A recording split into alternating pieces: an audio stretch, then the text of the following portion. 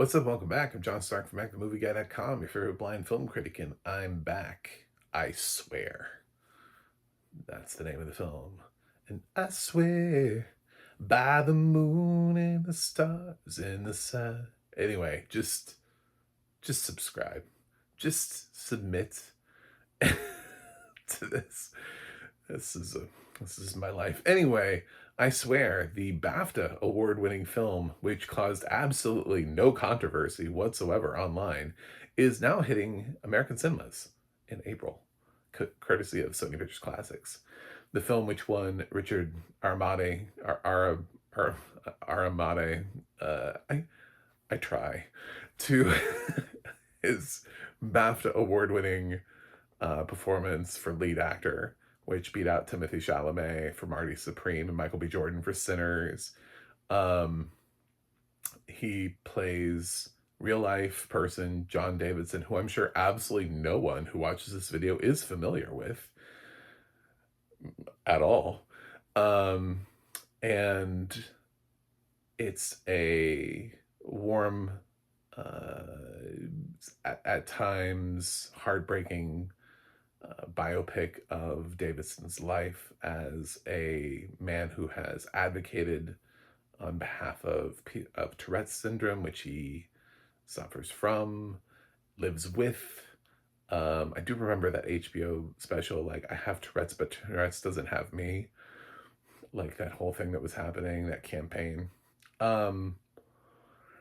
And we see his life from starting out as a 12-year-old boy, where he's living with, he has a mom and a dad and a sister, and everything's going great. It starts off with it's actually starts off at the beginning with like a lead to sort of where you're going to end up in the film, where he's at this. Anyway, I'm not. It doesn't matter how the film opens, but it does open. So it doesn't literally open. I acknowledge that. I have seen the movie. But it does basically start with him at 12. And he is trying to get his he's trying to get into soccer leagues over there. He's being scouted professionally. He's popular in school. Kids seem to like him.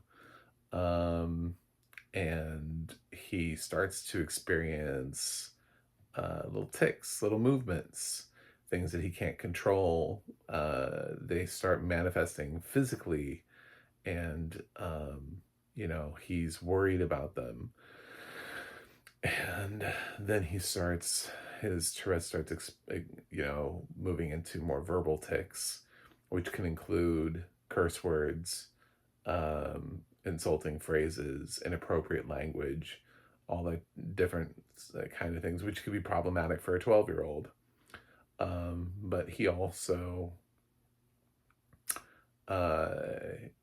it just upends his life in so many different ways. And we watched that at the beginning because this is in 1983.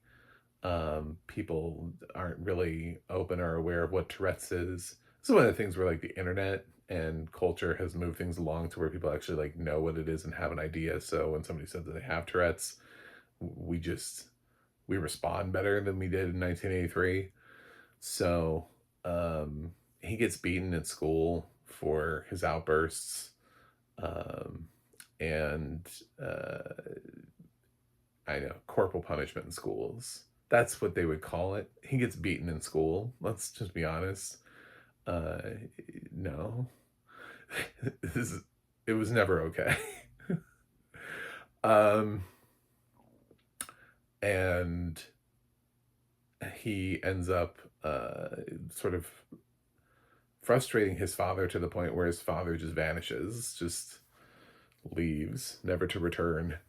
So his mother's sort of exhausted and trying to deal with him growing up, and Davidson feels the weight of this on him, and we see him try to attempt suicide. And as he is, constantly facing, walls, uphill challenges, barriers, taunts, you know, he's being bullied and everything like that. His life just keeps getting worse.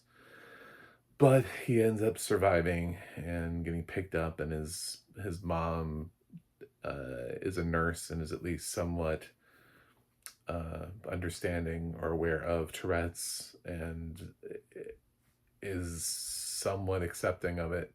Although the film leans on the fact that she also is kind of exhausted by him by the time we jump like 10 years in the future and he's a young man, he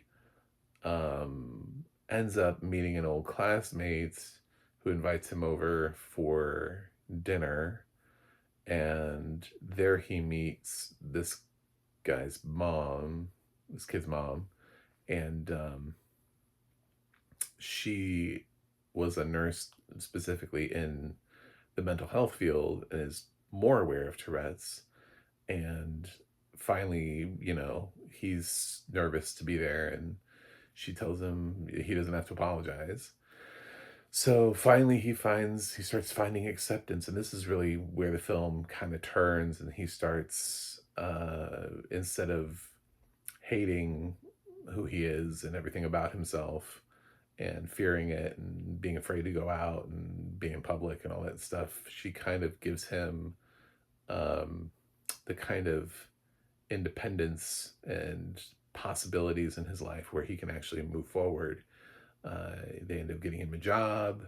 He works at this community center with a boss who is understanding all the way up to the point where he's like, but, you know, don't let your tick hurt my dog type of thing. Because he sometimes has these physical outbursts where he can just kind of throw his hand out at something or kick something or stomp something. So, but there are times where somebody tells him to watch out or do that instead. And like his mom, he spits on his mom, and his mom tells him, you know, to spit in the fireplace.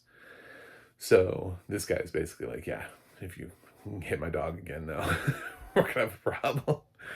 Um, so uh, it's from there you see him continuing to get into socially awkward situations where he says things in front of people and gets him into trouble, and then he says things that insult people and gets brings him into a fight. He gets severely beaten. He has a poor courtroom sequence where the judge is not understanding, even though he identifies with Tourette's and his lawyer advocates for him. I know they call them something else over there. I don't care. I'm not British. I call them lawyers. Um, so the judge uh, is not welcoming to Tourette's, so we see that. You know, it's all about seeing the evolution of people's acceptance over time. Because John Davidson is recognized for being a heavy Tourette's advocate, and it's only through having some people who actually supported him in his life and told him that there's, you know, that they understand that he can't control all the things that he does, and it just embrace it and let him be him, so that he doesn't have to take a lot of like weird medication that doesn't really work for him. That just, you know, it's not really designed for Tourette's, but they just kind of medicate it because nobody has really a cure for it. Eventually, he does go to a place where they're studying how to um, improve Tourette's for people, and that seems promising. And then we also see the scene where he gets his award from the Queen for his dedication to advocacy.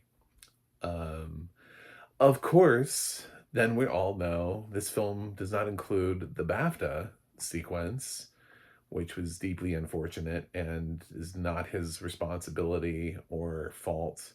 It is true that can be true, and the word can be offensive, and people can be offended by it, and there be no fault thrown his way because it's the thing that he can't control.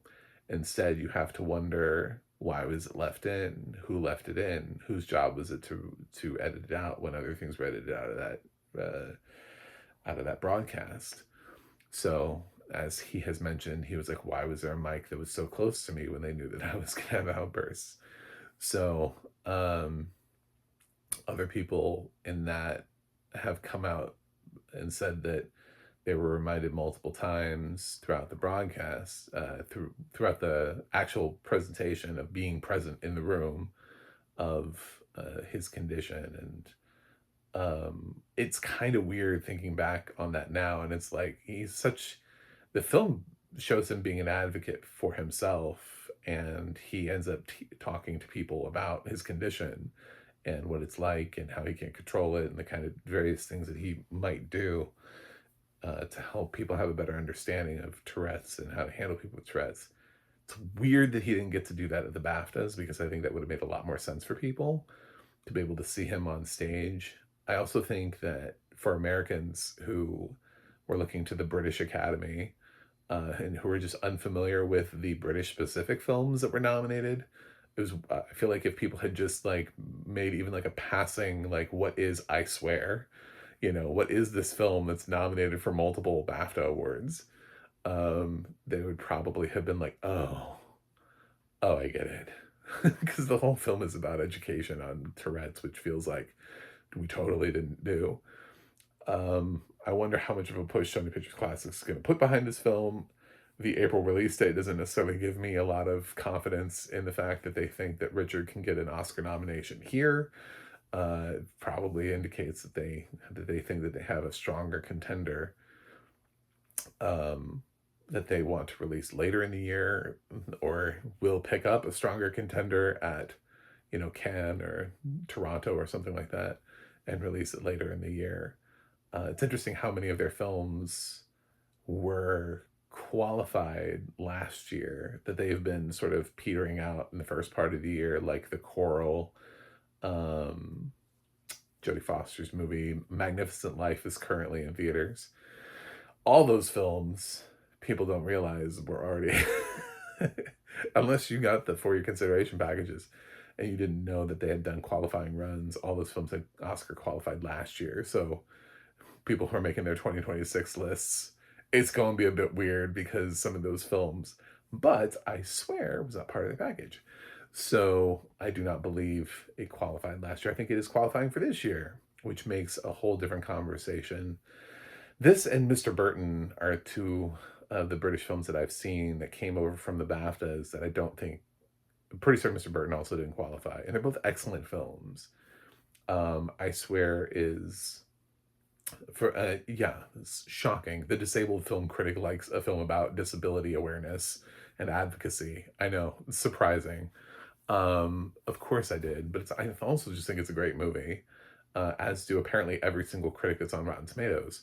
So it's really hard to root against this film because it's like, what even would you say negative about it? I don't know. It's not, people would be like, well, it's schmaltzy. It's really not. He doesn't have that happy of an ending. The film doesn't show him, getting romantic with a woman and having a family and having kids and being like, my life is great. Look at this. I'm now the CEO of a Fortune 500 company. Like, it's not like unrealistic expectations. It's not one of these like hopes and dreams things. It is based on the actual life story of a kind of average guy who ended up having the courage to speak out on behalf of his condition. So yeah, it's not the same thing as saying that it's this, overly sentimental biopic, because it's really not. Uh, every choice they make here is kind of just as it was, and life is not overly sentimental. It feels like they make choices where it's like, well, that was sad. Well, that sucks. And it's not going for the warm and fuzzy moment, where he runs down the street and he's like, I love you. None of that happens. He has a kind of a cute scene with another girl, where they're getting all their ticks out of the way. I thought that was intriguing. That was fun, but yeah, I liked I Swear. Um, how would it have played into my things from last year? The thing about I Swear is I think it's a really good movie, uh, that I don't really have any problems with. I just there's some films that hit me, and those films end up rising. So I Swear is a film that probably would have been in my top 25 last year, but not number one. Because I like the films that were like my one, two, and three. I think were there permanently based on kind of what I've seen, because they moved me in a certain way. Um, while I liked I Swear, and it does have some moving and touching sequences to it. Um, I kind of still feel more passionate about at least maybe my top 3 to 5 for sure. So, somewhere in there though, I Swear is an excellent film. I liked it better than some of the films we nominated for Best Picture. So there you go. Um, should Richard be nominated this year? Maybe. I haven't seen the rest of the performances. Would he have made an interesting nominee last year? Sure. I would have taken out well, I would have taken out Wagner Moore for The Secret Agent because it didn't have audio description, but that's that's like a whole different story. But that doesn't say anything about his performance. I guess that's the easy answer is to drop Wagner Moore for The Secret Agent. Would make my audio description list a little bit better. But that's not really fair. But yeah, probably, I don't know, DiCaprio or something for One Battle, who was there but was never going to win.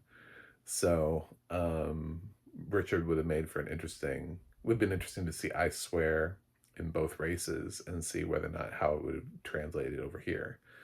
We'll get to see this year though. So make sure to check out I Swear when it releases here in April. And obviously this is not April when I'm recording it, which is why I keep talking about it in a weird way. I did get to screen this in advance of its US theatrical release. Which is interesting because I've seen some critics review it even before, but not quite the same. And I don't know when, feels like everybody saw it like a random interval in time. There are reviews all over the internet from various points in time of when people got to see I Swear. It's interesting. But yes, I saw this in March ahead of its April release. Anyway, thanks for watching. I'm going to give I Swear an 8.8 out of 10. I did really like this film, and I don't really have anything negative to say about it. It's got some wonderful performances to it. I don't know what I would have changed to make it differently. Sometimes it's just the thing just isn't it just didn't I don't know, it didn't give me that exact lightning bolt that I needed, that sometimes I get hit with a film and I'm just like, wow, holy shit. But it did give me all of the things that I needed to go, this was a great movie. It's like sitting down and having a great meal, but you're like, I don't know if this is the best meal I've ever had in my life, but it's a great meal. So that's how I feel about the film. Anyway, 8.8 out of 10. You should definitely check it out. That's it. That's what I got. I swear that's all I've got. And thanks for watching, and I'll see you guys on the other side.